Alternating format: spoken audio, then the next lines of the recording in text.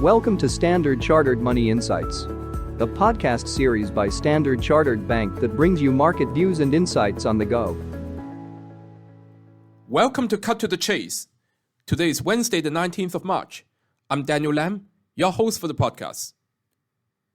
Arguably, the biggest shift in sentiment this year has been in Europe. Indeed, there can be a number of structural changes in the near future. So, for example, Germany's potential fiscal stimulus. It is the only major economy in Europe where there can be a sizable stimulus, given its relatively low debt-to-GDP ratio.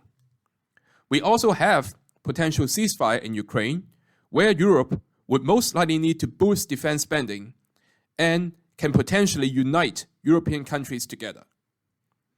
And of course, there's the tariff threat from the US. Trump 1.0 saw relatively contained US-led tariffs on EU markets. But Trump 2.0 is different.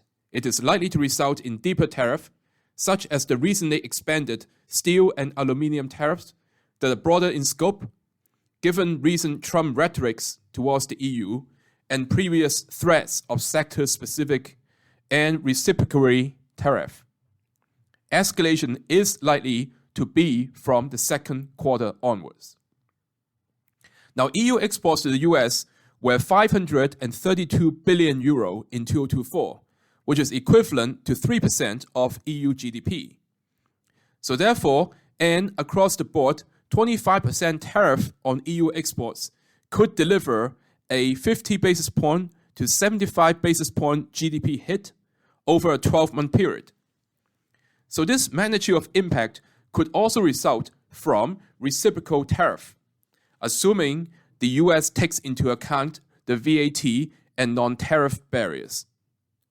Depending on the rates used, sector-specific tariffs, which include steel and aluminum, agricultural food, pharmaceuticals, and autos, that could be less damaging to EU GDP, although we would still expect them to affect roughly 30% to 40% of total EU exports to the US.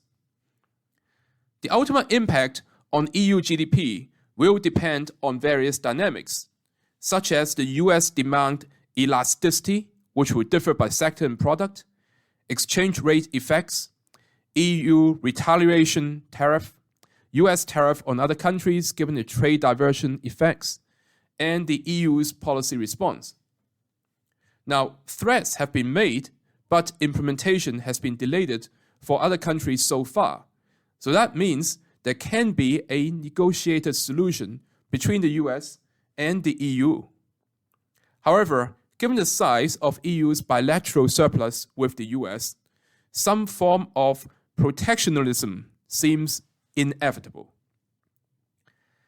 This tug of war between the negative effects from tariff versus potential German fiscal stimulus and possible ceasefire in Ukraine is likely to lead to volatility and opportunities in European assets.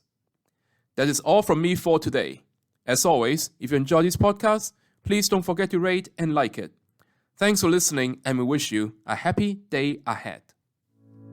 Thank you for listening to Standard Chartered Money Insights, a podcast series by Standard Chartered Bank. For more details, visit Market Views on the Go on our website or click the link in the description.